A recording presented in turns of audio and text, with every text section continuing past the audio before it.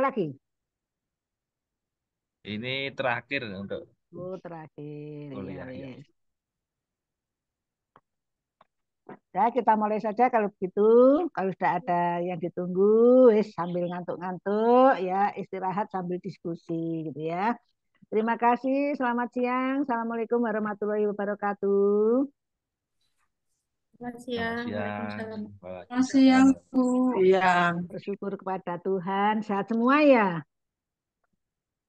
sehat. Iya, tadi yang Sehat-sehat. dokter-dokter tadi ada yang sentrap-sentrup ya ketularan pasien ini kalau kayak iya. Memang musim penyakit ini ya. Bu Christine sehat ya? Puji Tuhan, sehat. Alhamdulillah. Kelihatan fresh ini, semua kelihatan fresh semua kecuali Pak Krisna sama saya ya. Gobias soalnya. Panasnya bukan main ini. Habis cuci muka. Kontol. Iya, cuci muka, cuci sembarang itu ya. Kelawar, kelawar, kelawar keringetnya. Terima kasih. Hari ini nanti perdana untuk tugas kelompok ya, karena memang mahasiswanya banyak, sehingga materinya kemarin dibagi eh, oleh ketua kelasnya ya.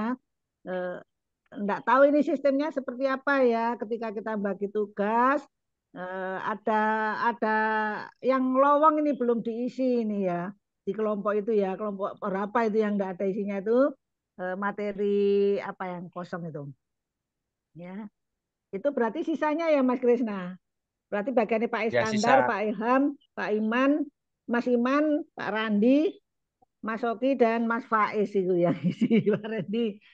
Nah, materinya sudah di-share di grup itu ya. Ya, kan masih masih ada waktu. Yang penting hari ini sudah ada yang presentasi katanya Mas Krisna. Saya dulu aja Bu bersama teman-teman karena apa kelompok pertama dan tampil pertama gitu ya. Untuk kelompoknya terserah yang penting tampilnya urutnya sesuai dengan materinya karena ada sambungan-sambungannya begitu nanti sampai pada endingnya. Terus untuk tugas individu seperti biasa ya, kita membuat artikel tentang sumber daya manusia industri kreatif ya. Tidak harus publish, tidak harus cinta, ya sudahlah buat artikel yang gampang. Kalau bisa yang mengena sehingga bermanfaat bagi organisasi saudara setidaknya itu ya. Seperti biasa nanti kalau artikelnya dibuat nilainya A supaya bisa A yang maksimal ya nanti bisa dipubliskan. Tidak harus di jurnal, mungkin melalui media cetak, ya media-media yang lain termasuk surat kabar ya Kompasiana dan sebagainya itu akan semakin menambah. Ya, karena apa? Bisa dibaca banyak orang tahu, oh Pak Randi ini mahasiswa Universitas Wisnuwardana program Magister Manajemen. Iki sekolahnya sing ngendi gitu ya. Kampusnya yang mana? Akhirnya tahu, bisa membantu promosi Magister Manajemen Universitas Wisnuwardana itu ya.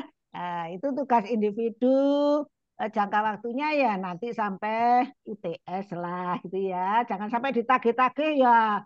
Oh saya nagihnya seperti opo gitu ya, jangan tele-tele itu ya. kayak nagih Nagih. utang. Iya, saya kan nggak mau tang nih ya. Terus saya nagih itu kan dosa demi kebaikan ya. Tawar menawar antara dosen dan mahasiswanya. Sampai kemarin yudisium juga tawar menawar.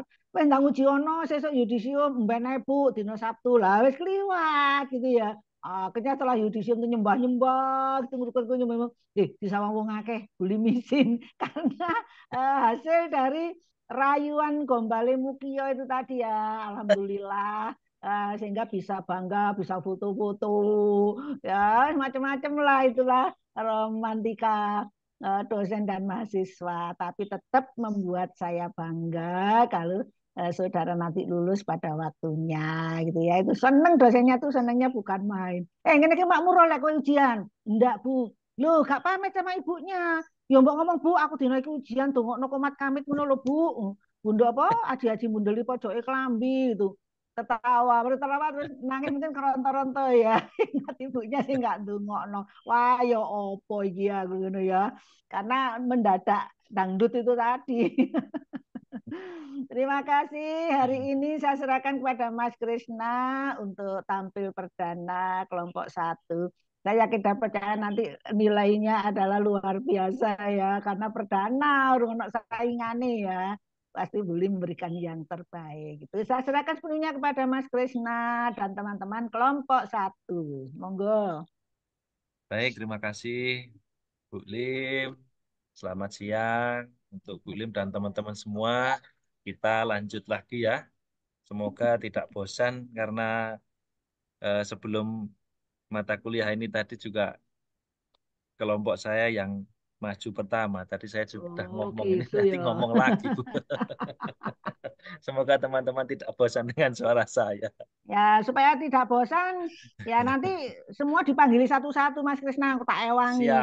Iya. Seperti tadi di S2 16 tuntas ya, semua semua hari ini mendapatkan 40% ya. 25-nya kehadiran dan 15-nya adalah individu. Jadi semua bawa gitu lengkap. Hari nanti juga begitu.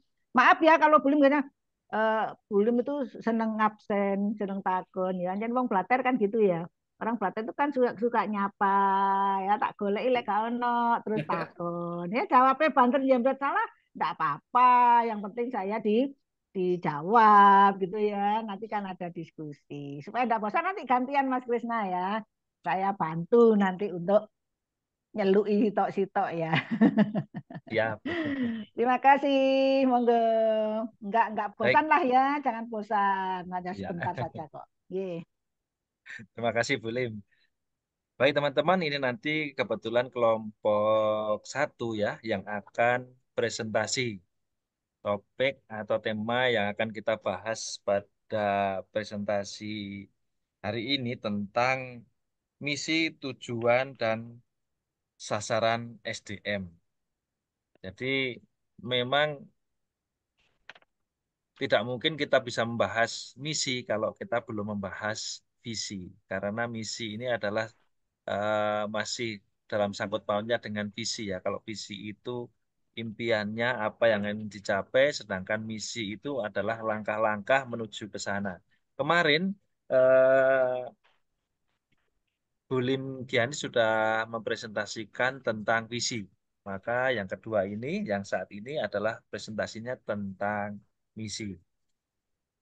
Perlu kami sampaikan di kelompok satu ini ada 6 personil. Nanti ada saya, ada Pak Julius, Pak Yohanes, Pak Yasman, ada Bu Muria, ada Kak Kristina.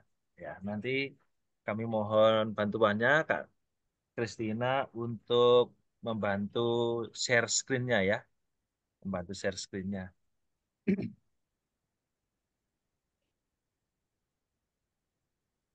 Bisa dicoba dulu share screen-nya Kak Kristina. Ya, Pak, File sebentar ya. file yang kemarin saya share.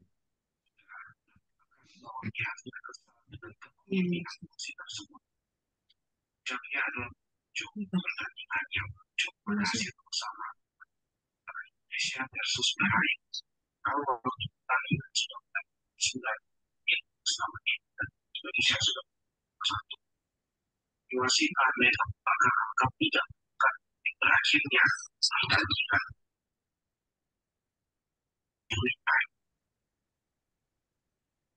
Kak Kristina?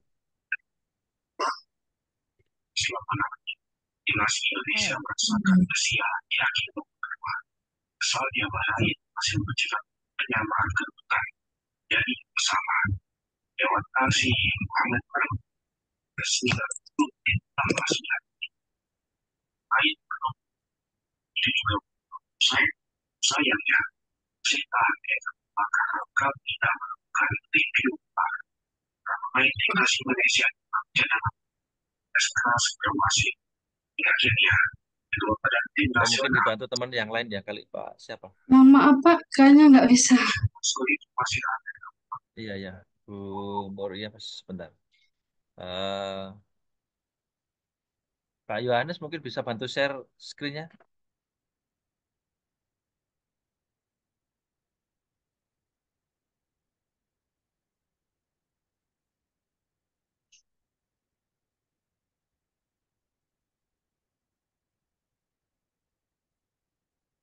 Oke, mantap. Yang slide pertama dulu.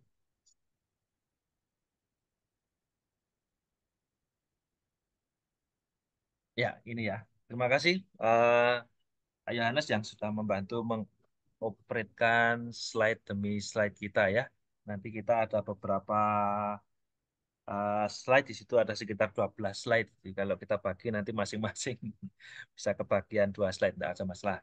Lanjut nanti ada seperti tadi mungkin ya ada beberapa apa namanya ya wawasan tambahan setelah dibacakan slide-nya. Setelah itu baru open session untuk Q&A-nya ya.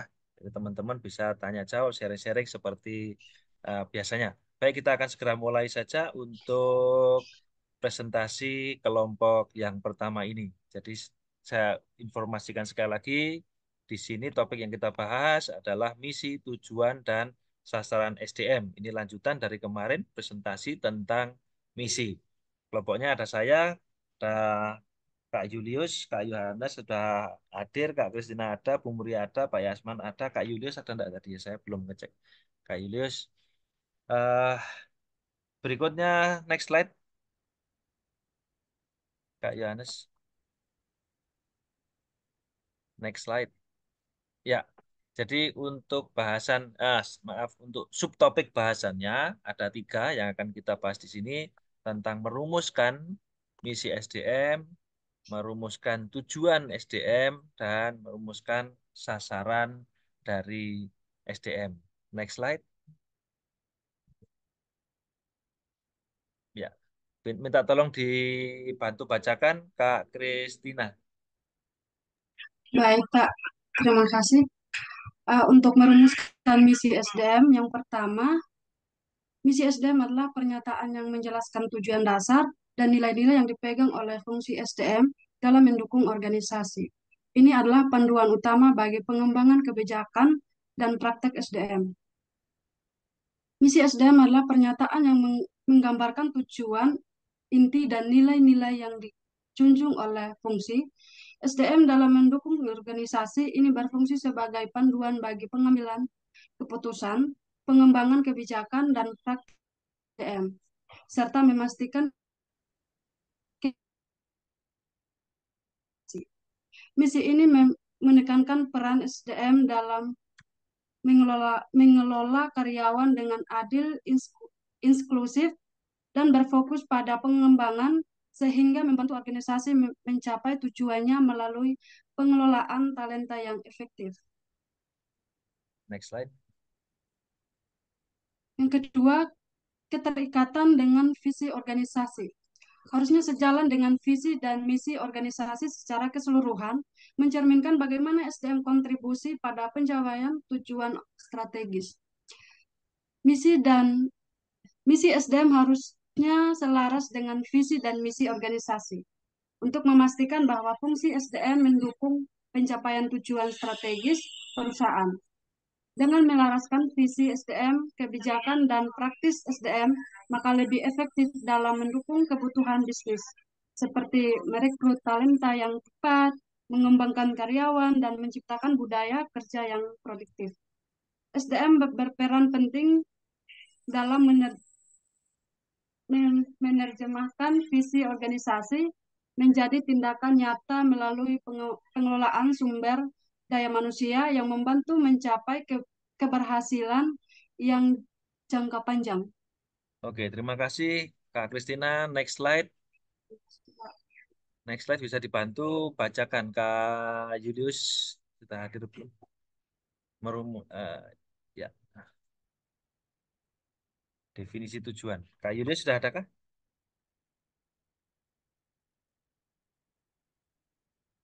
Kak Julius sepertinya belum hadir ya.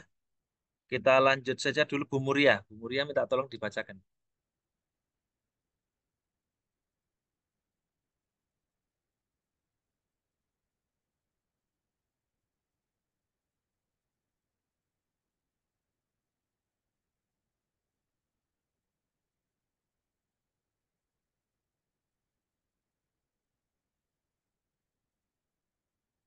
Bisa minta tolong dibacakan, Bu Muria?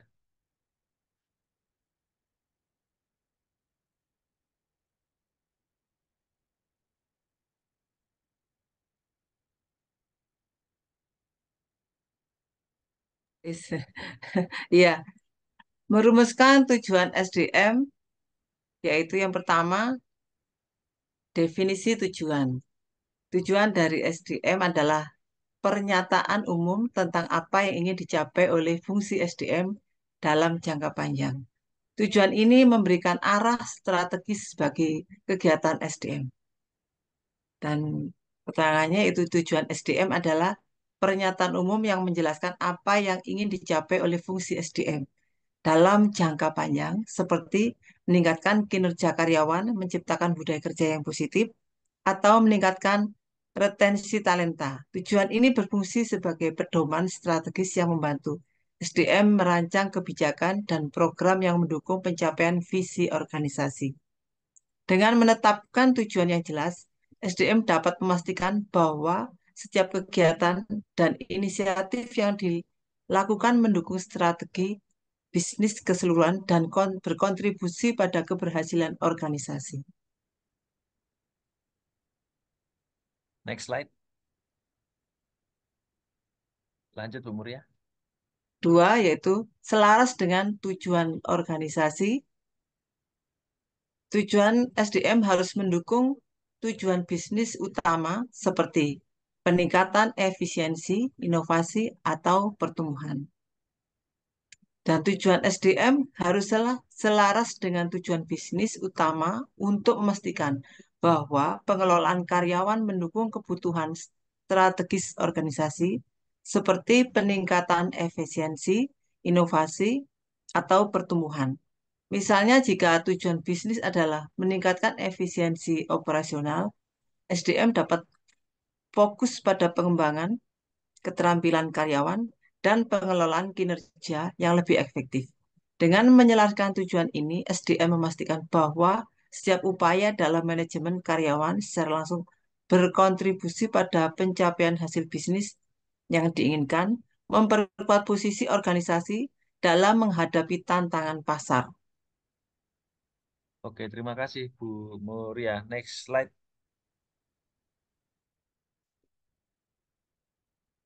Ini contoh-contohnya ya.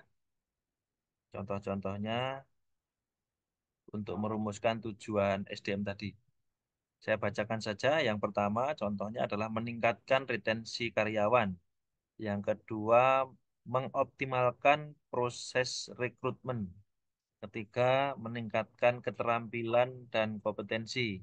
Yang keempat, menciptakan lingkungan kerja yang inklusif. Yang kelima, meningkatkan kinerja karyawan. Yang keenam, meningkatkan kesejahteraan karyawan. Dan ada yang ketujuh, mengurangi biaya SDM dan lain sebagainya. Nanti masih akan ada contoh-contoh tujuan dari SDM ini ya. Nanti akan masuk di sesi pembahasan nanti. Baik, slide berikutnya. Ya, merumuskan sasaran SDM. Bisa bantu minta tolong dibacakan, Pak Yasman bisa? Baik, Pak Krisna. Jadi merumuskan sasaran sumber daya manusia. Sasaran SDM adalah langkah-langkah konkret dan terukur yang dirancang untuk mencapai tujuan SDM. Sasaran ini lebih spesifik dan biasanya memiliki jangka waktu yang lebih pendek. Jadi kalau tadi tujuan adalah masih secara umum dan juga jangka panjang, kalau sasaran ini lebih spesifik dan secara waktu juga lebih pendek. Kemudian definisi lain terkait dengan sasaran ini adalah langkah-langkah konkret, spesifik, dan terukur yang dirancang untuk mencapai tujuan jangka panjang SDM. Sasaran ini lebih rinci daripada tujuan. Jadi lebih spesifik dan waktunya lebih lebih pendek ya. Jadi bisa kalau dalam program SDM ini bisa lebih short term program ya. Next Next, slide. Pak Krisna. Ya. Ya, jadi dalam menentukan sasaran ini biasanya pakai metode SMART ya. Jadi itu salah satu kriteria di dalam kita menentukan goal ya. Jadi sasaran harus memenuhi kriteria SMART ini adalah spesifik, kemudian measurable ya, atau dapat diukur, dan achievable ini dapat dicapai, relevan ya, time bound ya, agar lebih mudah dipantau dan juga dievaluasi.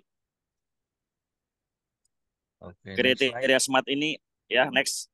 Ini sudah kita jelaskan. Next, Pak.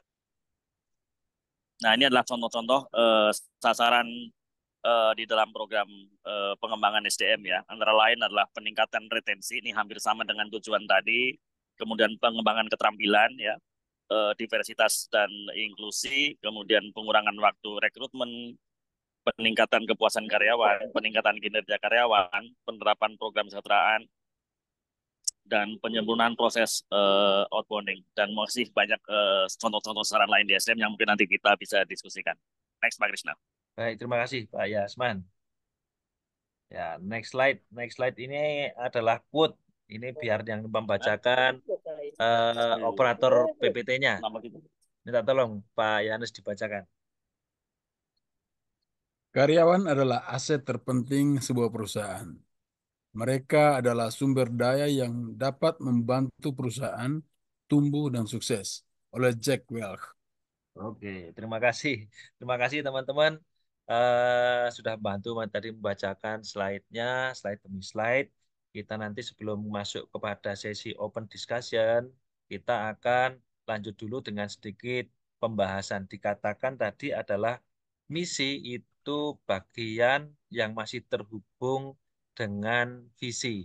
Dan dalam sebuah organisasi, tidak mungkin seorganisasi itu dibuat kalau dia tidak ada hal yang ingin dituju. Organisasi apapun itu biasanya akan mempunyai sesuatu yang akan dituju ke depannya.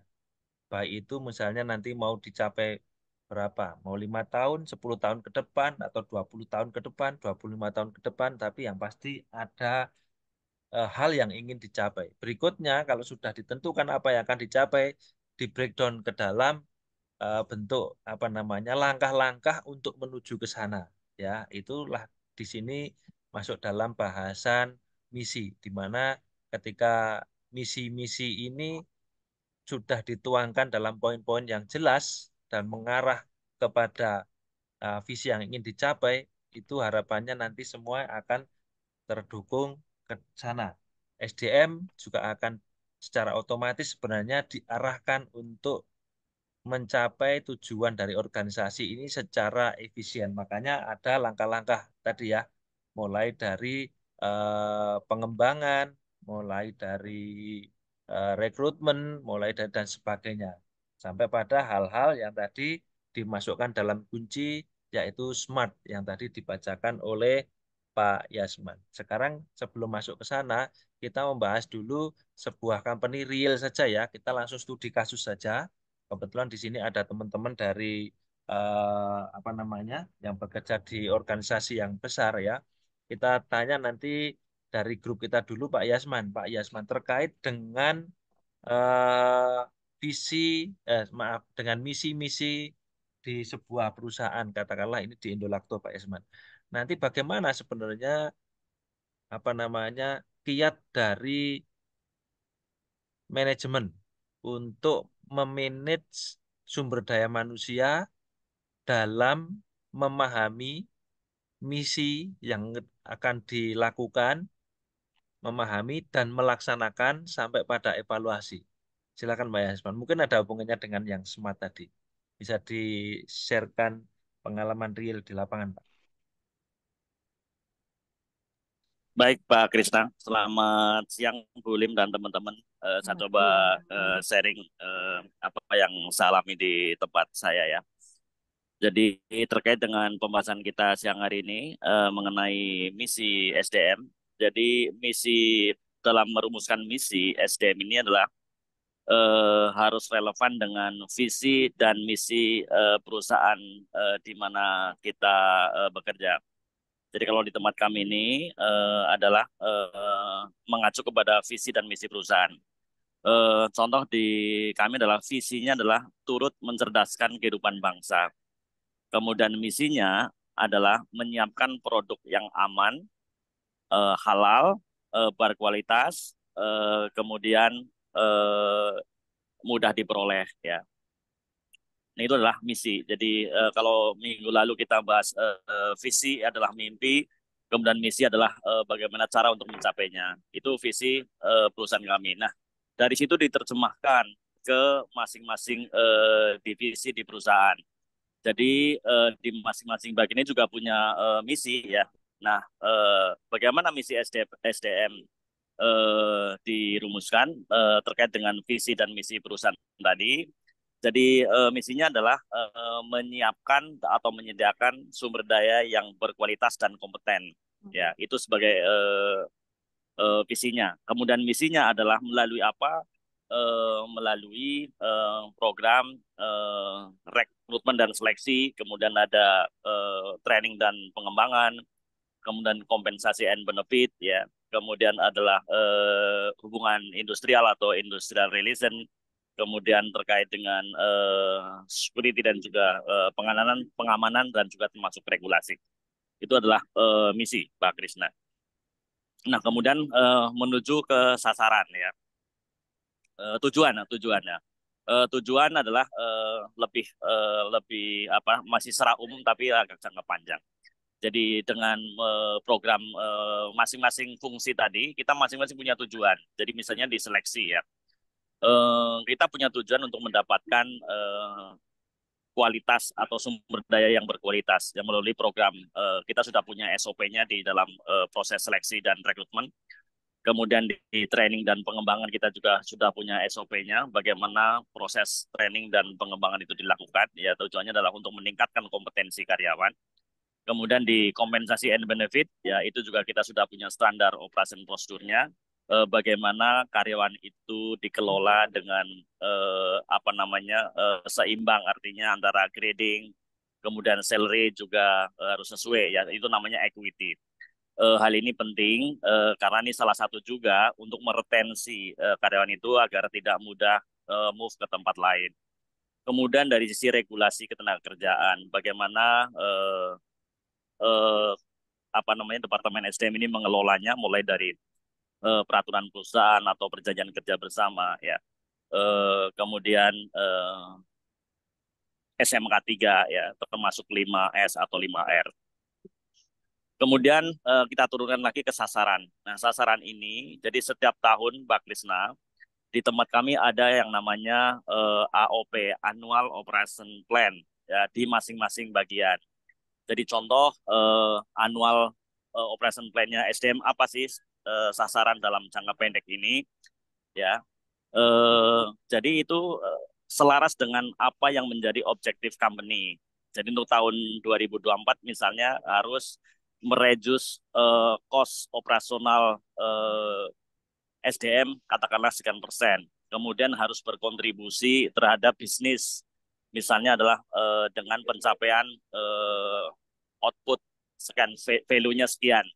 Nah, peran SDM bagaimana? Berarti dari SDM ini untuk meningkatkan, untuk mencapai output yang sudah ditentukan, berarti harus menyiapkan karyawan yang memiliki kompetensi yang tinggi. Sehingga programnya adalah dalam 1 tahun itu adalah misalnya dengan sertifikasi dan training operator. Kemudian supervisory talent readiness. Jadi adalah untuk menilai para supervisor tentang kesiapannya seperti apa. Kemudian juga ada program supervisory dari college. Jadi ini adalah membidik para supervisor untuk ditingkatkan kompetensinya, ya, yang tujuannya adalah tadi bisa mencapai sasaran atau output dalam program jangka pendek. Ya.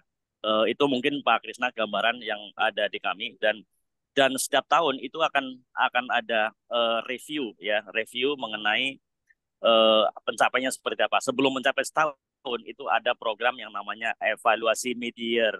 Jadi mengevaluasi bagaimana sasaran-sasaran tadi yang sudah dijabarkan, programnya dilaksanakan atau tidak, kemudian tercapai atau tidak sasarannya tadi.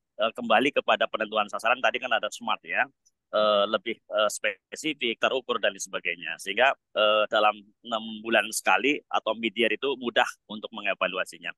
Dan di akhir tahun nanti ada meeting tentang review tahunan, bagaimana program setahun itu dilaksanakan, yang tidak tercapai seperti apa, kira-kira dilanjutkan atau tidak programnya, ditambah dengan program tahun depan seperti apa. Itu poin Pak. Terima kasih. Terima kasih Pak Yasman. Demikian tadi teman-teman, ini adalah apa namanya, salah satu gambaran ya yang membuka wawasan kita tentang organisasi, dalam hal ini manufaktur ya, manufaktur, di mana sepertinya tadi poin-poinnya sudah cukup detail sampai pada langkah-langkahnya, evaluasinya pun juga demikian. Setiap tahun mesti ada evaluasi. Nah itu kalau setiap tahun itu sudah nggak dirasa panjang, ada yang medium ya, 6 bulanan sekali. Ini tujuannya adalah supaya termaintain itu. Sehingga nanti dalam 1 tahun mungkin akan ada pencapaian yang jelas begitu. Evaluasinya bagaimana? Apakah sudah memenuhi eh, target misi yang harus dicapai tahun ini atau belum? Kira-kira demikian. Ini tadi di bagian atau organisasi yang bersifat manufaktur. Kita akan juga membahas atau men-sharingkan bagaimana jika ini bukan organisasi sifatnya manufaktur dari sisi pemberdayaan masyarakat. Nanti juga akan ada sharing dari sisi dunia pendidikan, karena beda ya, dunia pendidikan dengan dunia manufaktur itu berbeda lagi, apalagi pemberdayaan masyarakat. Kalau di dunia di Pak Yasman mungkin ada karyawan yang eh, tidak mau mengikuti visi misi perusahaan, enak ya tinggal di-cut. Tapi ini tidak mudah bagi pemberdayaan masyarakat. Masyarakat lebih lebih majemuk lagi ini, lebih heterogen lagi. Ya, bagaimana ini?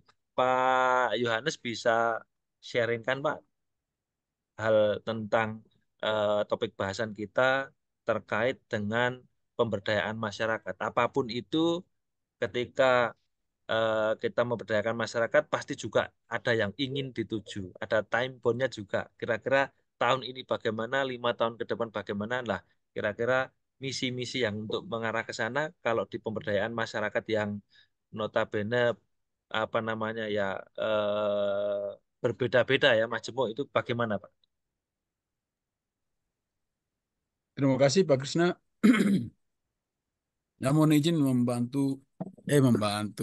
Mohon izin share pengalaman untuk MSDM industri kreatif dalam konteks pemberdayaan masyarakat. Selama ini kami mendampingi masyarakat dalam hal ini eh, badan usaha milik desa yang mencoba mengelola. Saya ngambil contoh, ada industri kreatif pengolahan pisang menjadi tepung pisang dan menjadi kerupuk pisang, untuk kerupuk pisang. Nah, eh, memang ada tantangan dalam sisi eh, kriteria SMART tadi untuk daerah-daerah yang agak jauh dari pusat industri, pusat perdagangan seperti Surabaya. Kita di sini mengalami kendala. eh, Kita di sini mengenal 3K nih. Jadi kualitas yang harus kita pastikan, kemudian kuantitas itu terkait ketersediaan bahan baku, produksi, kemudian kontinuitas. Beberapa BUMDes yang melakukan kegiatan, saya ambil contoh yang tadi kegiatan untuk pengolahan tepung pisang, itu kemudian terkendala di dalam eh, kualitas, peningkatan kualitas eh, produknya. Nah, ini karena permintaan pasar itu kadang-kadang sangat rinci, sangat jelimet, sampai pada uji lab, kadar timbal dan sebagainya. Sedangkan proses produksi yang dilakukan oleh masyarakat ini itu masih menggunakan pola-pola yang eh, mereka bilang sudah tradisional, hilirisasi, tetapi SOP yang ditentukan oleh pasar itu belum sepenuhnya terlaksana. Ini memang terkait erat dengan SDM. Nah, kenapa SDM di desa itu, di masyarakat itu kita tidak bisa terlalu bisa memilih yang kualitasnya tinggi, karena ya kepengurusan di dalam perusahaan milik desa, BUMDes itu syaratnya ya harus putra daerah, harus orang desa setempat. Sementara orang-orang desa setempat yang bagus-bagus sudah menjadi aparat desa, sudah menjadi kepala desa, sudah menjadi BPD. Kemudian yang menyisakan yang seadanya. Jadi kalau kita menuntut kualitas direktur BUMDesnya harus gimana, kemudian harus memenuhi spesifikasi tertentu, itu kita terhambat di dalam regulasi, bahkan regulasi dari pemerintah sendiri dalam peraturan pemerintah nomor 21 tahun maaf nomor 11 tahun 2021 tentang BUMDes itu ditetapkan bahwa pengurusnya ya harus berasal dari desa setempat. Jadi di situ. Nah, kendala yang pertama dari SDM yang kita tidak bisa banyak bisa memilih, kemudian pengetahuan teknis terkait permintaan pasar, SOP dan pelaksanaannya. Jadi sehingga kadang-kadang setelah kita mendorong kegiatan ekonomi kreatif, industri kreatif di tingkat masyarakat ini, eh, 1 dari 100 yang mungkin sukses dan berkelanjutan, sedang yang lainnya ada yang pingsan, ada yang mati suri, dan ada yang menghilang. Jadi mungkin dari kami sharing dari sisi pemberdayaan masyarakat mungkin itu saja. Saya kembalikan Pak Krisna. Terima kasih. Terima kasih, Pak Yohanes. Nah, ini nanti ternyata tidak banyak yang bisa berhasil. Nah, apakah ini masih bisa dikatakan bahwa visi dan misi-misinya itu belum mengena atau belum efektif? Nah, nanti akan kita masukkan dalam bahasan sesi open discussion ya. Tapi sebelumnya kita juga akan mendengar nih, dari dunia pendidikan. Dunia pendidikan tidak lepas dari kehidupan kita ya. Akan tetapi seperti apa? Apakah ada pembedanya dengan dunia manufaktur dan pemberdayaan masyarakat ini? Bu Muria Christine bisa bantu sharing-sharing terkait dengan misi. Tidak apa-apa sih tentang misi juga ya. Visi, misi juga boleh, tidak apa. Visi Iya, atau misi tentang terima hal ini kasih. dalam dunia pendidikan. Dalam menentukan misi dan tujuan dalam satuan pendidikan itu tidak terkait dengan landasan yuridis, yaitu landasan hukumnya. Jadi kita nggak ngaut ya, ada undang-undangnya pasal 31 tentang kependidikan di negara kita, juga Undang-Undang Nomor 20 tahun 2003 tentang Sistem Pendidikan Nasional. Jadi di situ untuk SD kami tidak terlepas dari itu saja, tetapi juga dari sosiologi eh, penduduk kami di sana yang apa ya, bernafaskan keislaman. Jadi kami mengambil misi yang yaitu mewujudkan peserta didik yang berakhlak mulia, cerdas, terampil, dan berprestasi dan berdasarkan iman dan takwa. Di sini kami bisa menyusun misi-misi pendidikan yang tepat, yaitu dengan menciptakan siswa yang eh, atau sekolah yang bernuansa religi, kemudian juga menciptakan lingkungan yang bersih, sejuk, indah, dan nyaman, kemudian juga meningkatkan kedisiplinan, serta seluruh komponennya juga meningkatkan kompetensi siswa yang beragam. Nah, kemudian juga tujuan-tujuan satuan pendidikan tidak terlepas dari sekarang ini, yaitu siswa yang berakhlak mulia tadi ya, sesuai dengan kementerian, yaitu dengan profil pelajar Pancasila. Jadi kita tidak mengindahkan profil pelajar Pancasila, di mana di situ menerapkan gotong royong, cinta tanah air, kemudian yang sesuai dengan adat budaya kita. Jadi untuk menentukan itu juga kita sudah merapatkan dengan Dewan Guru, ya, sesuai dengan visinya tadi, meningkatkan eh, akhlak peserta didik yang cerdas dan mulia sesuai dengan ketakwaan mereka. Jadi dalam penyusunan ini kita ada jangka pendek, ada jangka menengah, jadi strateginya itu ada jangka panjang. Jadi jangka pendek itu harus kita muat dalam 1 tahun, di mana 1 tahun itu ada 2 semester. Dan untuk peserta didiknya, untuk melihat kemampuan mereka, kita memakai sistem ujian per semester ya.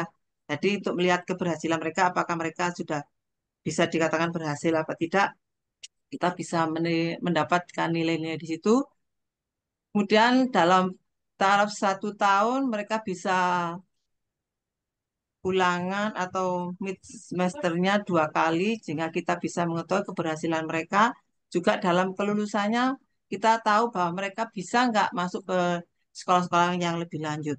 Nah, selain itu terkait dengan itu ada juga penilaian namanya mutu sekolah. Jadi rapot mutu sekolah. Di situ akan diketahui bagaimana keberhasilan dari visi dan misi kita di sekolah tersebut dari rapot mutu sekolah tersebut. Karena itu dari pemerintahan, jadi bisa diketahui bahwa oh sekolah ini sudah mencapai eh, sekarang kan literasi numerasi itu ya sudah mencapai numerasi yang standar. Oh, ini masih belum. Oh, ini masih merah rapotnya. Nah, di situ bisa diketahui dan kita bisa memperbaiki mutu tersebut dari siswa, dari lingkungan, juga dari guru-guru yang ada, juga dari kepala Iya. sekolahnya. Jadi semuanya bisa terangkum dengan baik dan kita bisa memperbaiki nilai-nilai yang merah tadi dengan menambahkan pengetahuan kita, menambahkan diklat-diklat, kemudian dari guru-gurunya juga kita bisa membentuk rombel-rombel, kelompok belajar untuk siswanya. Jadi kita bisa menambahkan semua yang ada di situ sehingga rapot mutu pendidikan kita bisa bisa selaras dengan misi dan visi dari sekolah yang kita bentuk tadi. Demikian memang banyak ya di dunia pendidikan ini. Maaf mungkin terlalu terlalu panjang. Dan itu masih belum cukup karena kita punya jangka strategi ya jangka pendek, jangka menengah, dan jangka panjang. Demikian mungkin itu sebagian dari yang bisa saya utarakan.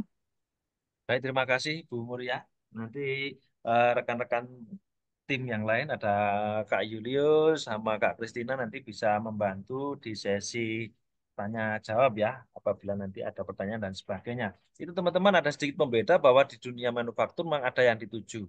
Mungkin hubungannya dengan sales ya. Bagaimana penjualan tahun sekian tahun kesekian nanti kira-kira penjualan harus meningkat seperti apa begitu ya. Di dunia pemberdayaan masyarakat memang agak spesial ini. Jadi agak khusus karena yang diberdayakan masyarakat yang variatif beragam begitu ya. Di dunia pendidikan juga demikian. Tapi dunia pendidikan ini memang dikontrol oleh yang namanya pemerintah ya, di mana ada satu visi yang sifatnya nasional. Dalam artian visi dari pendidikan nasional itu apa? Misalnya mencerdaskan kehidupan bangsa. Nah ini harus di breakdown terus sampai ke bawah ya, sampai ke tingkat sekolah, sekolah pun sampai di pelosok manapun, di kota, di desa sama saja ya. Mulai pendidikan Dikdasmen T semuanya harus mengarah ke visi pendidikan nasional.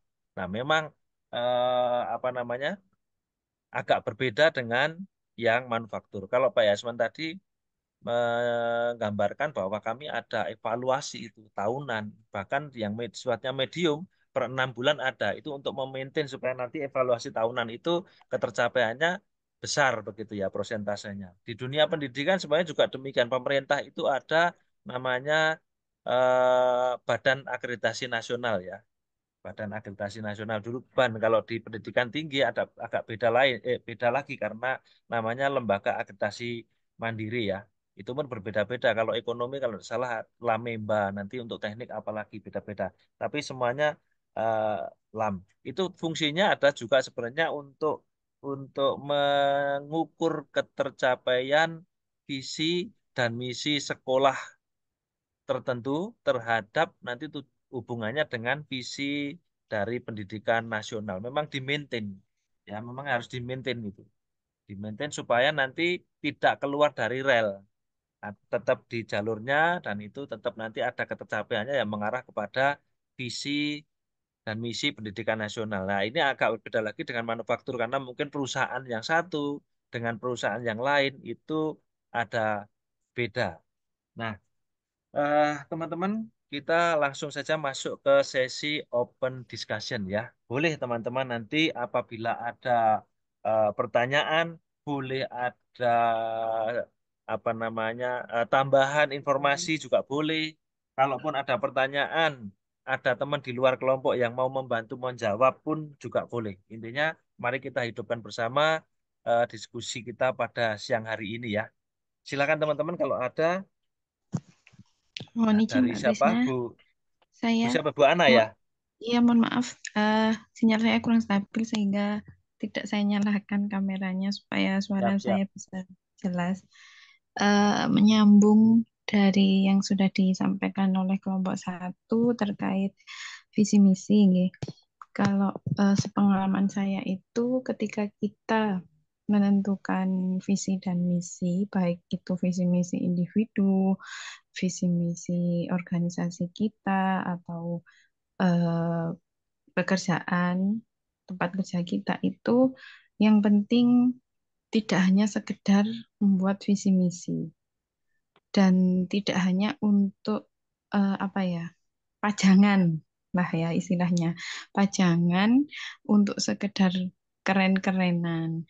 Nah, tetapi dalam penyusunan visi misi itu, menurut saya yang pertama harus disesuaikan dengan sumber daya yang kita punya, sumber daya manusianya, modalnya, kemudian kearifan lokal yang ada di diri kita mungkin atau di perusahaan kita atau organisasi kita. Nah, kemudian tidak terlalu rendah, kan visi misi itu juga termasuk seperti seakan-akan seperti target yang ingin kita capai ya. Tidak terlalu rendah, juga tidak terlalu muluk-muluk. Nah, seperti itu. Kadang saya memberikan pesan kepada siswa-siswi yang mau mencalonkan ketua OSIS. Nah, itu kan kadang mereka memaparkan visi misi ya. Kadang kan ada yang terlalu muluk-muluk tetapi teknisnya nol. Nah, mending bikin visi misi itu yang disesuaikan saja dengan kemampuan kita, bagaimana dimaksimalkan. Meskipun kata-katanya itu nggak terlalu bagus, nggak apa-apa, tetapi yang penting bisa dilaksanakan dan bisa dicapai gitu. Jadi intinya ketika kita nanti menyusun visi misi itu juga tidak hanya disusun oleh satu orang, apalagi kalau organisasi ya, itu harus ada diskusi. Nah, sebelum diskusi itu nanti juga ada perlu analisis, kurang lebih seperti analisis SWOT lah ya, melihat apa kekuatan kita, kekurangan kita, ancaman, tantangan apa. Nah, setelah itu bisa dijadikan acuan untuk menentukan visi misi organisasi kita. Nah, tentunya tadi saya ulangi lagi harus melihat SDM kita, kemudian modal kita, kearifan lokal kita, dan juga harus disepakati bersama. Seperti itu Pak dari saya. Terima Terima kasih. kasih Bu Ana. Jadi harus melihat sumber daya yang dimiliki ya. Sumber daya yang Oke, dimiliki bagaimana itu dikelola sedemikian rupa ya, untuk apa namanya menyusun visinya apa dan misi-misi untuk mencapai ke visi itu apa begitu ya. Ini dari oke, pandangan Ibu Ana. Terima kasih atas masukannya. Teman-teman yang lain oke. bagaimana? Silakan ini mungkin dari apa Izin namanya Pak, Pak imigrasi, Krisna, imigrasi. Bentar. Siap, dari siapa ini? Pak Leo kah? Pak Leo, iya, Oke, siap Pak siap. Leo. Lanjut Pak Leo. Izin menyampaikan masukan juga. Nah, satu langsung langsung aja nih Pak Krisna.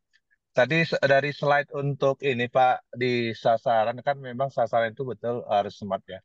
Cuman tadi saya melihat mungkin apa namanya di contoh itu ada sekitar 6 atau berapa tadi 7. Itu sasarannya nggak smart menurut saya. Nggak unsur smartnya itu belum memenuhi seluruhnya. Artinya kalau smart itu kan time bond-nya juga ada ya, spesifiknya mungkin sudah ada, tapi rata-rata time bond-nya belum tercantum atau belum tertulis sehingga dia eh, jangka waktunya belum kelihatan. Contohnya sasaran itu akan dicapai setahun kah, 2 tahun kah, atau eh, dalam arti 6 bulan gitu ya. Itu mungkin masukan di slide tadi. Kemudian yang kedua, mungkin ada dari sisi ini. Problematik yang sering terjadi ketika kita membuat sasaran yang smart. Yang kesulitannya adalah ketika kita cascade atau deploy ke bawah. Banyak atau mayoritas ya, kita lihat ketika sasaran kita katakan SDM, tapi ketika cascade ke bawah, ya ke secara individu ataupun secara organisasi, itu tidak merucut atau tidak eh, menunjang daripada sasaran perusahaan secara keseluruhan. Itu yang kadang-kadang sulit. Sehingga kemudian komunikasi artinya komunikasi ketika kita buat sasaran khusus individu, itu juga memang harus disepakati. Ya, seperti tadi disampaikan Bu Ana ya. Itu memang sehingga nanti ketika evaluasi, itu kita karyawan yang diberikan sasaran itu dia benar-benar memahami. Jadi ketika dibuat sasaran, karyawan itu harus memahami apa sasarannya dan dia didukung juga evaluasi bagaimana cara untuk mencapainya. Gitu Pak Krisna, masukannya. Makasih. Siap, terima kasih masukannya Pak Leo, luar biasa. Teman-teman yang lain, monggo. Bagaimana nih dari segi perkonstruksian JWK boleh, Izin dari menambahkan segi Pak Krisna. oh siap Pak Randi. Tadi Pak. Nah, Siang colek Pak Randi, semuanya. lanjut Pak Randi. Jadi tadi menanggapi dari Bu Ana ya mengenai visi misi, lalu Pak Leo juga. Jadi dalam penyusunan visi misi yang sering kali terlewatkan itu adalah kita bicara soal value atau nilainya. Jadi kita lupa menambahkan nilai dalam visi misi tersebut. Sementara fungsi nilai itu sangat erat kaitannya dengan pengaturan SDM, di mana si nilai itu menunjang tercapainya tujuan perusahaan atau visi perusahaan untuk menentukan perilaku karyawan. Contoh kasus di dalam dunia konstruksi, eh, kita harus menjunjung tinggi misalkan integritas, lalu apa namanya profesionalisme, lalu di perusahaan sebelumnya itu ada yang namanya, saya sempat catat, teamwork juga, karena rentan sekali ketika kita tidak menanamkan nilai daripada visi misi tersebut, tujuannya jadi gagal. Misalkan tidak ada teamwork, kerja saling saling apa namanya saling menjatuhkan sehingga proses proses misinya gagal gitu. Lalu untuk visi sendiri, eh, visi menurut saya justru harus muluk-muluk Bu Anak, tapi harus disertakan juga roadmap atau yang tadi kata Pak Leo, target pencapaian misalkan dalam 3 tahun ini mau seperti apa, dalam 5 tahun ke depan mau seperti apa, dan 10 tahun ke depan mau seperti apa. Jadi di kami ini ada yang namanya roadmap. Jadi misalkan si perusahaan ini tujuannya untuk menjadi perusahaan properti yang apa namanya memimpin dunia begitu Bu. Nah, tentunya untuk ke arah dunia kita harus membereskan dari sisi nasional dulu. Nah, apa misalkan 5 tahun eh, proyeknya misalkan maksimal 10 M dulu kesanggupannya. Tentunya dari nilai itu nyambung ke SDM. SDM-nya seperti apa yang kita harapkan. Lalu 10 tahun kemudian di tingkat masuk keluar pulau atau di yang tadinya dalam pulau, luar pulau juga kita nambah SDM seperti apa. Lalu terakhir misalkan ketika kita masuk ke persaingan global, tentunya SDM-nya juga disesuaikan. Jadi visi itu tetap satu, tapi caranya yang bisa berubah. Jadi misinya yang dirubah. Misi itu dirubah sesuai dengan roadmap yang diusulkan pada saat pembuatan visi misi di awal. Begitu Bu, kurang lebih. Pak Krista. Oke, terima kasih Pak Randi. Teman-teman yang lain juga boleh menambahkan, boleh Boleh mau bertanya Pak Krisna? siap bertanya juga boleh. Siapa ini ya? Bu. Marisa. Oh, Bu Marisa. Lanjut Ya. Bu. Mau nanya soal yang Pak Randy tadi bilang. Untuk visi dan misi itu kan ada roadmap-nya. Nah, yang saya tanyakan tentang resistensi karyawan itu kan ada batasannya. Kira-kira kalau misalnya dari perusahaan atau suatu company untuk resistensi karyawan itu biasanya ambang batasnya bagaimana? Kan kalau dalam suatu manajemen sumber daya manusia itu untuk mengatasi resistensi karyawan itu kan ada batasannya. Bagaimana itu? Apakah memang dibuat setahun padahal visi misinya kan untuk seperti itu? Apakah setahun atau gimana? Dan caranya itu seperti apa kalau untuk sesuai misi dan misinya? Terima kasih. Oke, terima kasih pertanyaannya Bu Marisa. Pak Randi, bagaimana Pak Randi? Ini dicolek langsung sama Bu Marisa, Pak Randi.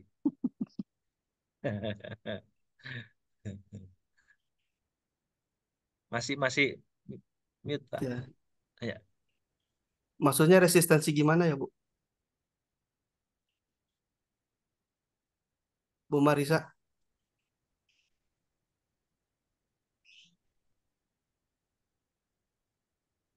Masih Nah, mute, Bu Resistensi Marisa. terhadap apa resistensi ya, Bu? yang Tadi saya belum resistensi menangkap, Bu. seperti apa?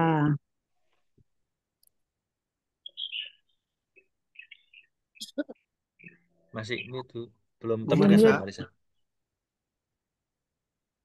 Mungkin resistensi gini, seperti apa mungkin maksudnya? gini ya, Pak Randi ya.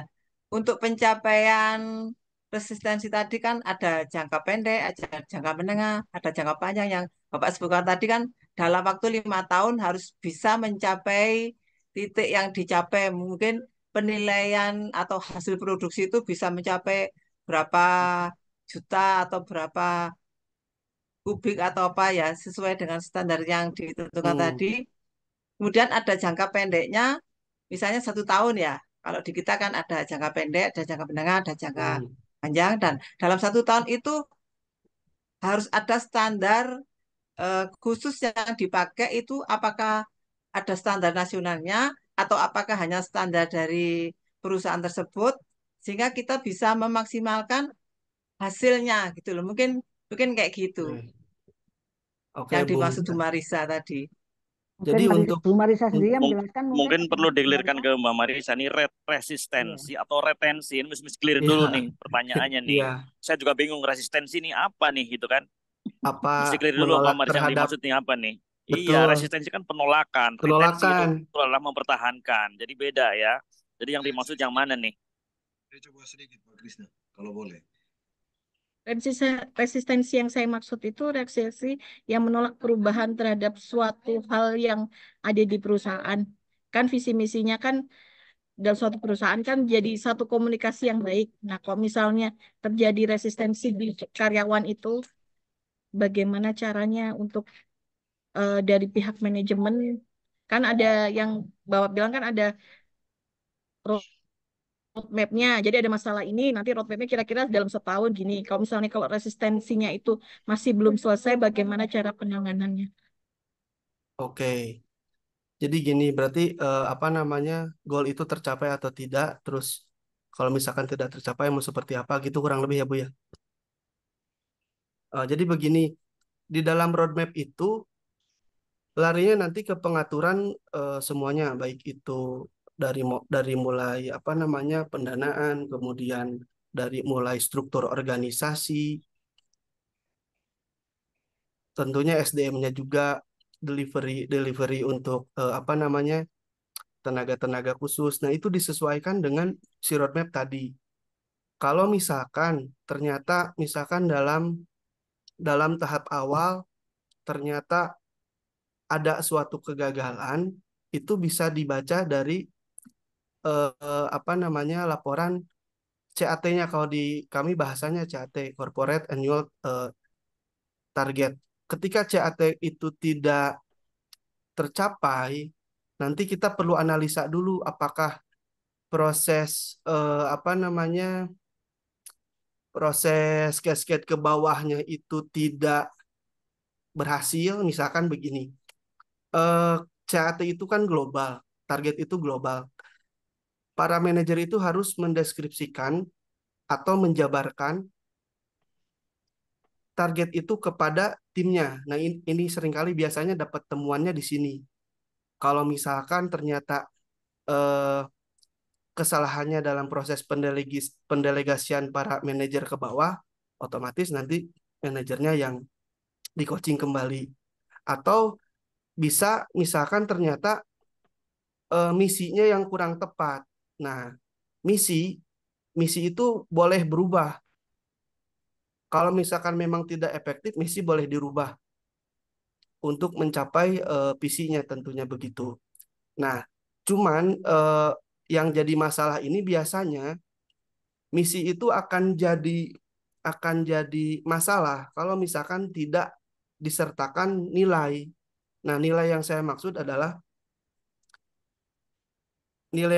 ini adalah poin-poin yang mau ditunjukkan oleh perusahaan itu seperti apa. Misalkan untuk mengejar si visi awal tadi, kita nggak bisa muluk-muluk sebelum kitanya tidak bisa profesional. Berarti nilainya harus ditanamkan satu profesionalisme satu. Kemudian yang kedua integritas. Karena kita di perusahaan konstruksi itu eh, gampang sekali proses KKN lah begitu kurang lebih. Nah, sehingga integritas itu sangat diperlukan. Sehingga integritas menjadi bagian daripada value daripada si perusahaan itu. Lalu yang nggak kalah penting teamwork. Nah, teamwork itu ada nggak pada saat perjalanan misi itu kita sudah menanamkan nilai itu tidak? Kalau misalkan tidak ya berarti harus diperbaiki misinya. Kurang lebih seperti itu Bu Marisa. Jadi berhasil atau tidak berhasilnya itu tergantung sesuai dengan data dari pelaporan tahunan yang dibuat begitu kurang lebih Bu. Oke, Tentu terima kasih tiap-tiap Pak perusahaan Randi. aplikasinya beda-beda pasti. Beda-beda Pak Bahasanya pun ya. beda-beda. Siap. Kayak tadi kan di Pak Yasman ada yang namanya apa? Penilaian beberapa bulan tuh kalau di kami ada namanya KBR gitu. Kuarter per 4 bulan misalkan kita melakukan evaluasi supaya tidak harus nunggu 1 tahun gitu untuk mitigasi masalah gitu. Ya, terima kasih Pak Randi. Teman-teman yang lain silakan. Makasih Krisna, Bu Ya, Marisa. silakan. Terutama yang belum bersuara ya. Bu Lim ini kalau di medan perang ibarat sniper kalau saya gambarkan. Bagi siapa saja yang lengah nanti, waduh bahaya ini. Silakan teman-teman. Mohon maaf ya Pak Krisna. Saya Sniper Pak ini ingin yang Krisna, membuat kita terjaga. semua Siapa nih Pak terlibat Yasman? di Lanjut Pak Yasman. ya mungkin saya tambahkan tadi iya, ini untuk cawangnya sudah evaluasi. util ya. Saya punya Ya, buku rahasia ya, rahasia Iya. ini ya apa ini gitu ya, sak jelimet-jelimetnya ada. Mohon maaf ya, ingin Lanjut Pak masuk. Yasman. baik Pak Krisna. Jadi selain tadi di tempat kami ada evaluasi mid-year terkait dengan sasaran itu, sebelum mencapai evaluasi itu di masing-masing bagian itu dilakukan kontrol terhadap activity. Jadi di sasaran itu kan ada sebenarnya ada KPI, ada PI, ada Key AI atau Key Activity Indicator. Nah, itu dikontrol by day. Itu melalui apa? Melalui Daily Operating Review, DOR. Jadi setiap bagian itu di situ diskusi kurang lebih ya 30 menit namanya DOR untuk melihat atau mengecek aktivitas yang dilakukan sudah sesuai atau belum. Kemudian dalam setiap minggu sekali itu ada namanya WOR, itu adalah Weekly Operation Review. Jadi untuk mereview activity atau achievement dalam setiap minggunya. Kemudian di sebulan sekali ada namanya MOR, Monthly Operation Review. Nah, ini penting supaya target mid-year atau target end year itu bisa tercapai sesuai dengan sasaran yang sudah ditentukan. Kalaupun tidak tercapai, secara dini bisa terdeteksi sehingga deviasinya atau kekurangannya bisa ditutup secara segera di bulan-bulan berikutnya. Itu tambahan dari saya, Pak Krisna. contoh yang Baik, kami terima laksanakan. kasih Pak Yasman. Terima kasih Pak Yasman. Teman-teman, menurut saya ingatkan ini kita ada waktu lebih kurang hanya tinggal mungkin 15 menit lagi ya sebenarnya. Sehingga belum nanti apa namanya sidang pleno kita ini ditutup oleh apa namanya Halo, masukan dari Bu Lim nanti. Jadi halo, saya harap monggo teman-teman kalau ada yang masih mau bersuara silahkan bersuara. Pak Krisna saya boleh tambah sedikit. Siap, mantap. Ayo Pak Kak Mas Ilius, lanjut. Ilius. Tadi dipanggil Baik, nggak ada, tapi iya, dipanggil sudah betul. masuk. Iya, ya, boleh. Saya sebelum Hmm. mohon maaf tadi sebenarnya sudah masuk tapi karena itu saya ada keluar sebentar terus ini bisa Hmm. bergabung lagi. Pas dipanggil ya. Terus saya menambahkan sedikit, Bulim. Mungkin sekalian sharing karena Hmm. dari yang saya amati tadi sepertinya lingkungan kita ini banyak yang berbeda begitu. Baik yang di keguruan, terus kemudian teman-teman yang di konstruksi, di perusahaan jasa, demikian juga berbeda dengan kami yang di pemerintahan. Menyambung yang disampaikan oleh Mbak Marisa, yang dipertanyakan oleh Mbak Marisa tadi terkait dengan resistensi ambang batas resistensi. Memang hakikatnya ketika kita menyusun visi misi itu merupakan satu proses perencanaan. Kita coba menciptakan suatu mimpi. Tapi betul juga yang disampaikan oleh Bu Ana tadi, bahwa semua harus dibuat atas dasar eh, sumber daya yang kita miliki, potensi yang kita miliki. Yang namanya perencanaan supaya bisa terukur, disambung juga oleh eh, Pak siapa tadi, Pak Randi terkait dengan penyusunan eh, tahun, target yang mau dicapai sampai kemana, betul seperti itu.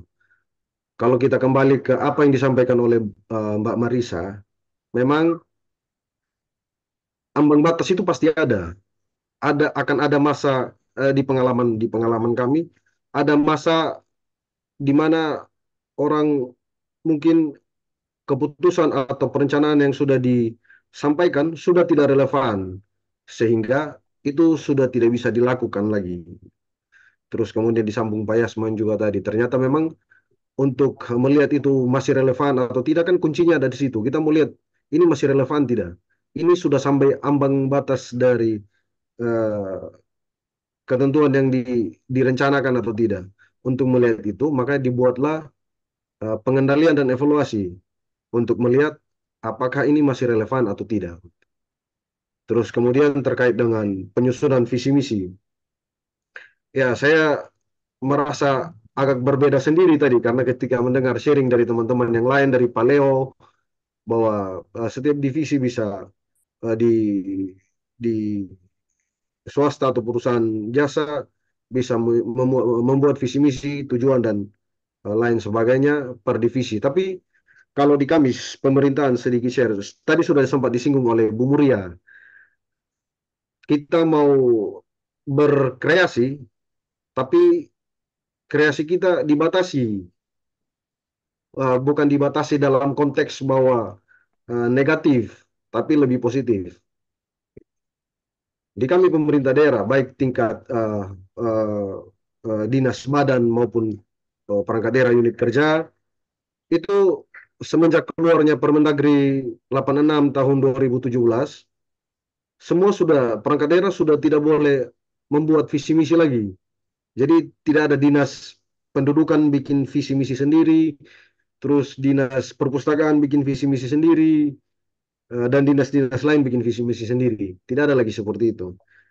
Karena dalam Permendagri 86 itu sudah diatur bahwa eh, kita melakukan pemerintahan bersifat holistik integratif dan bottom up top down.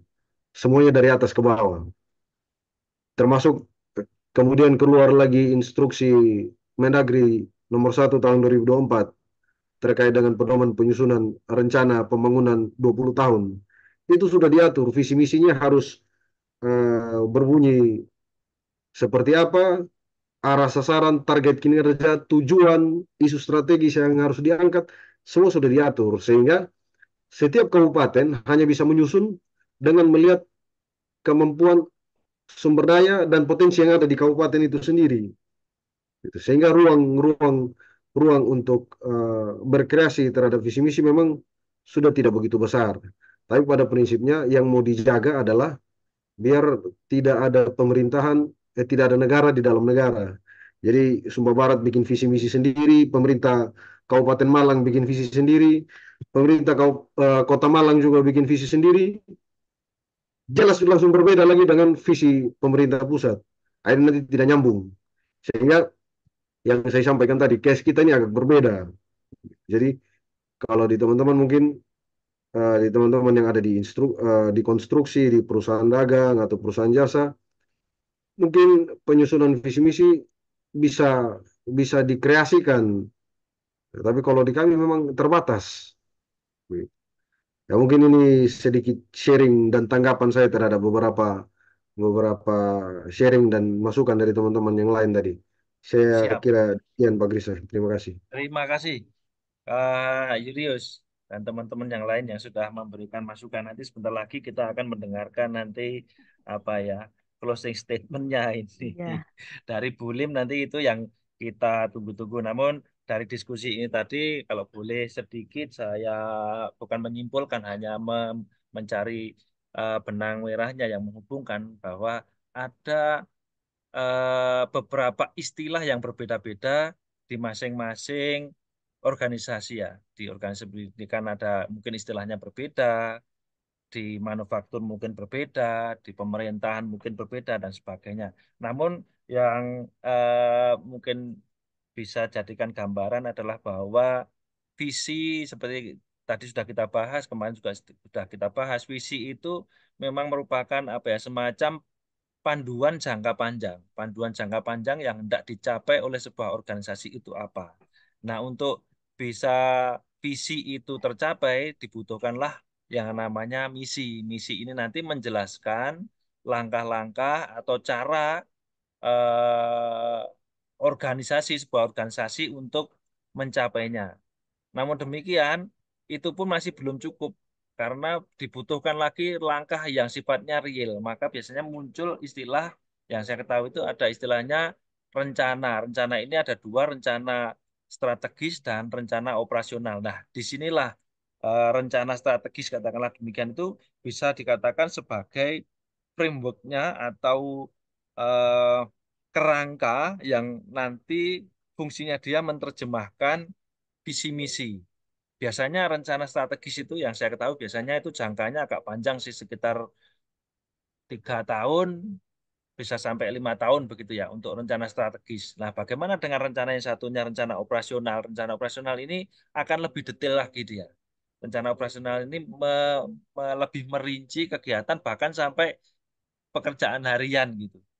Yang tadi mungkin di Pak Yasen ada yang dievaluasi, ada evaluasi mungkin harian, evaluasi mingguan, evaluasi bulanan, evaluasi per semester, tengah tahun, evaluasi tahunan. Itu sebenarnya mungkin istilah-istilah yang macam-macam itu masih ada hubungannya dengan rencana ini ya, rencana strategis, rencana operasional. Jadi bisa dikatakan bahwa visi itu merupakan sebuah tujuan akhir, misi ini seolah adalah panduan untuk mencapainya, sedangkan yang menerjemahkan keduanya ini adalah rencana. Rencana strategis itu menerjemahkan visi misi dalam sasaran jangka tertentu yang biasa lebih panjang.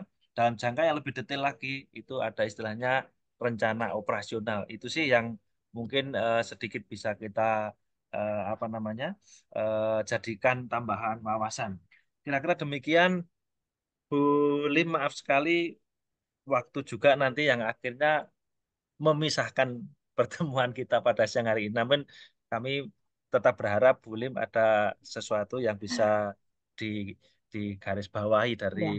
diskusi kita siang ini. Terima kasih Bu Lim. Waktu saya kembalikan Terima ke Ibu Lim. kasih Mas Krisna dan semuanya luar biasa ya, Tepuk tangan perlu dulu. kita apresiasi yang tinggi nih ya, luar biasa. Perdana tapi luar biasa.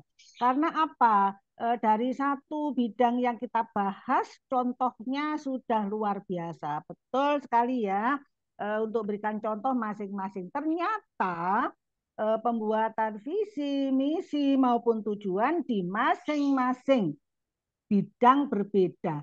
Masing-masing organisasi pun akan berbeda. Itu yang membedakan ya organisasi saudara dengan organisasi yang lain, di samping budaya organisasi adalah membedakan ya visi, misi, dan tujuan di masing-masing organisasi. Karena semua punya tujuan yang berbeda, ya. Sehingga tadi banyak hal yang disampaikan. Dari beberapa sudah menyampaikan, ada Mbak Marisa, Pak Randy, Mbak Ana, ya Pak Yohanes, Mbak Bu Muriam, Pak Mas Julius, berbeda-beda, ya. Nah, kemudian apa visi misi secara sederhana? Ya, visi adalah gambaran tentang masa depan perusahaan yang ingin dicapai, baik itu pemerintahan maupun non-pemerintahan. Visi haruslah realistis, ya harus realistis, namun juga menantang. Ini cocok untuk Pak Yohanes, ya, karena visi haruslah dapat memberikan motivasi bagi karyawan dan pemangku kepentingan lainnya untuk bekerja keras dan mencapai tujuan perusahaan. Misi adalah pernyataan yang menjelaskan tujuan keberadaan perusahaan. Misi haruslah jelas, singkat, dan mudah diingat. Misi harus dapat memberikan arah dan pedoman bagi perusahaan dalam menjalankan aktivitasnya, menunjang visi. Ya. Tujuan adalah pernyataan yang menjelaskan hasil yang ingin dicapai oleh perusahaan. Tujuan haruslah spesifik, terukur, dan dapat dicapai. Relevan dan memiliki batas waktu. Ya, sehingga tadi visi misinya ada jangka pendek, jangka menengah, jangka panjang. Tujuan harus dapat mendorong perusahaan untuk bergerak maju dan berkembang, sehingga sesuai dengan Mbak Ana tadi atau siapa ya, bahwa visi misi itu hanya sebagai unen-unen saja, pantes-pantesan saja. Kalau ada akreditasi ya digawe genep-genepkan saja, karena ditanyakan adalah visi misi. Nah, tadi ada yang dari pemerintahan yang memang sudah pakem, sehingga Bu Christine, Pak Julius jalannya ya itu saja menurut pakemnya. Kemudian dari perusahaan yang lain sementara menggebu-gebu untuk berlomba-lomba untuk menantang pesaingnya. Kalau tidak, ya nanti enggak langgeng. Nah, bagi secara keseluruhan, ya tadi ada yang mengatakan bahwa visi misi itu modal dasarnya atau mungkin kalau identitas tiang penyangganya adalah sumber daya manusia. Sejauh mana kualitas sumber daya manusianya. Untuk itu mata kuliah kita tentang pengembang sumber daya, visi misi sumber daya manusia di dalam industri kreatif. Ya, saya yakin semuanya adalah industri kreatif, karena tanpa kreativitas dan inovasi dari sumber daya manusianya maka tidak berkembang. Contohnya dari sekolah-sekolah. Enggak mungkinlah visi misinya Bu Christine dengan SD yang lain itu sama persis, tidak mungkin. Nah, apa yang mau diraih di sekolah itu sesuai dengan visi misinya adalah tidak terlepas dari kreativitas sumber daya manusianya. Nah, bagaimana sumber daya manusia yang harus kita masukkan di dalam visi misi ini adalah sumber daya manusia yang bisa mendukung dari visi misi dari lembaga tersebut. Untuk itu perlu saudara menyusun visi misi tujuan dari sumber daya manusia ini. Mulai dari kemarin visinya apa, visinya bagaimana, sehingga sumber daya manusia ini bisa mendukung visi misi dari industri kreativitas saudara itu, industri kreatif ya, Itu. Nah, misalnya tadi Bu Christine profil remaja Pancasila membentuk akhlak. Nah, bagaimana saudara menyusun visi misi sumber daya manusia sehingga tujuan untuk menjadikan anak didik ini punya akhlak mulia, menjadi remaja Pancasila, nanti menjadi masyarakat Indonesia yang seutuhnya, maka dibutuhkan sumber daya manusia yang mendukung ini. Bagaimana kreativitasnya melalui kegiatan-kegiatan apa saja yang bisa mengena gitu. Ini adalah trik-trik yang mungkin tidak sama yang dilakukan oleh guru-guru yang lain untuk menjadi profil remaja Pancasila. Sehingga apa nanti kurikulumnya, metodenya, ya ada apa ini kegiatan-kegiatannya itu loh ya, ada beberapa metode dan model yang harus dilakukan ya. Saya mengajar di PPG itu sebegitu ruwetnya untuk menjadikan profil remaja Pancasila ini, juga membentuk akhlak-akhlaknya tuh berbagai macam metode diterapkan di situ. Nah, itu sumber daya manusianya harus punya ya kemampuan untuk membuat meraih ini. Maka apa yang harus Bu Christine lakukan? Guru-guru harus bagaimana? Dosen-dosen harus bagaimana? Ya, harus kuliah, harus ikut workshop, harus ini, harus apa? Menjadi yang profesional, itu yang harus dibentuk. Nah, sehingga visi misi kita ini mendukung visi misi umum yang dibuat oleh lembaga. Bagaimana saudara membentuk sumber daya manusia? Karena sumber daya manusia inilah nanti yang berperan penting untuk menunjang visi misi organisasi yang kita buat. Itu ya. Nah, bagaimana mulai dari rekrutmennya, golek sumber daya manusia yang seperti apa, kemudian pelatihannya yang bagaimana, itu sudah mulai disusun sehingga menjadi sumber daya manusia yang kreativitas, yang inovasi sehingga menunjang industri kreativitas kita. Karena industri-industri ini memang harus menjadi industri kreatif begitu. Mungkin ada pertanyaan? Bagaimana Mas Krisna? Cukup sepertinya Bu Lim. Ya, nanti kan masih ada bahasan-bahasan yang lain ya, Mbak Marisa. Terima kasih yang sudah memberikan apa tadi, apa ya, tanggapan ya. Kemudian Pak Randi yang luar biasa, beda-beda lain, luar biasa pokoknya hari ini ya. Ternyata tidak sama, karena memang tujuan dari organisasi itu berbeda. Bagaimana mau mempertahankan kelangsungan hidupnya itu dengan jalan yang berbeda-beda yang dimasukkan dalam visi, misi, tujuan ya, itu harus klop ya. Sumber daya manusia sebagai penunjangnya, harus sumber daya manusia yang memiliki visi misi juga untuk menunjang visi misi organisasi ya. Itu harus diarahkan juga. Saya kira ini waktunya habis lebih ya, lebih dua enggak apa-apa kan terakhir ini ya. Cuma saya ada jam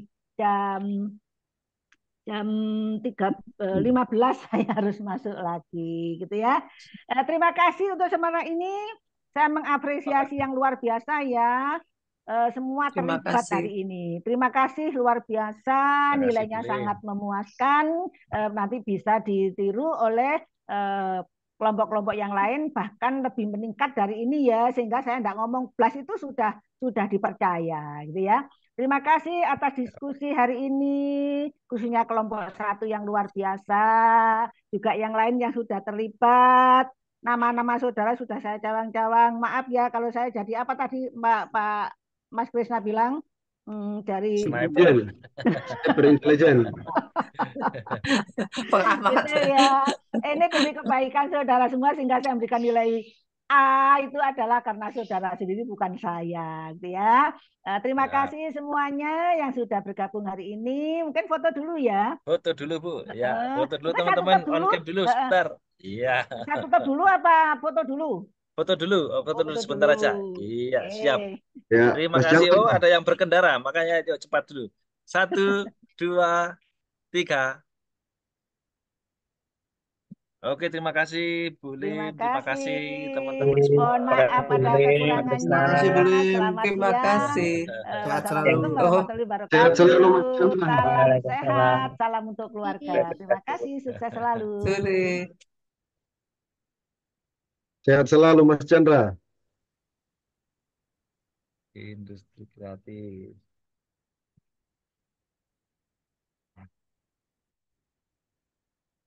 Ini dia. Teman-teman, terima kasih ya. Sampai ketemu lagi. Terima Ya. kasih Depan. Pak Nah, Yuk, kita masih mantap Pak mengerjakan Krisna, tugas lagi. kelompok 1 Jangan... mantap.